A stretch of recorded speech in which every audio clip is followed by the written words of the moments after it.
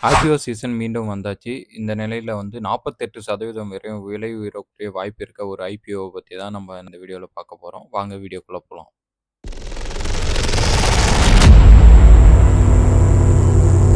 Indo MIM IPO பத்தி தான் நம்ம இந்த வீடியோல ஃபுல்லா பார்க்க போறோம். இந்த ஐபிஓ என்னைக்கு ஸ்டார்ட் ஆகுதுன்னு பார்த்தீங்கன்னா, இன்னைக்கு ஸ்டார்ட் ஆகி 27ஆம் தேதி வந்து க்ளோஸ் ஆகுது. என்னைக்கு லிஸ்டிங்ன்னு பார்த்தீங்கன்னா, 30ஆம் தேதி லிஸ்டிங். பிரைஸ் பேண்ட் வந்து ரூ. 461 இருந்து ரூ. 485 வரையும் பிரைஸ் பேண்ட் வந்து ஃபிக்ஸ் பண்ணியிருக்காங்க. ஒரு லாட்டுக்கு வந்து நீங்க 30 பங்குகள வந்து வாங்குற மாரி இருக்கும். இந்த ஐபிஓ என்னைக்கு அலாட் ஆகும்ன்னு பார்த்தீங்கன்னா, 28ஆம் தேதி அலாட் ஆகுது. 29ஆம் தேதி வந்து உங்களுக்கு ஷேர் வந்து கிரெடிட் ஆகும். ஏன்னா 30ஆம் தேதி லிஸ்டிங் சொல்லியிருக்காங்க. இப்ப நம்ம இந்த கம்பெனியோட ஃபினான்சியல்ஸ பார்த்துடலாம். அசல்ட்ட பொறுத்தவரையும் உங்களுக்கு வந்து 3757 கோடியா இருந்தது வந்து 2024ல. இப்ப வந்து பார்த்தீங்கன்னா 4897 கோடி வரையும் உயர்ந்திருக்கு. டோட்டல் இன்கம்னு பார்த்தீங்கன்னா உங்களுக்கு 2900ல இருந்து உங்களுக்கு 4320 கோடியா அதிகரிச்சிருக்கு. ப்ராஃபிட் ஆஃப்டர் டாக்ஸ் எடுத்துக்கிட்டீங்கனாலும் சரி, ஈபிட்டா எடுத்தீங்கனாலும் சரி, நெட் வொர்த் எடுத்துக்கிட்டீங்கனாலும் சரி, கிராஜுவலா வந்து இன்கிரீஸ் ஆகுறத நம்ம இத பார்க்க முடியுது. 1090 கோடி வந்து கடன் இருக்கு இந்த நிறுவனத்துல. இந்த நிறுவனத்தோட பங்கு விலை வந்து கிரே மார்க்கெட்டோட ஒப்பிடும்போது கிட்டத்தட்ட 48% வரை லிஸ்டிங் கெயின் கிடைக்கிறதுக்கு வாய்ப்பு இருக்கு அப்படிங்கிறத வந்து அனலிஸ்டர்ஸ் எல்லாம் சொல்றாங்க.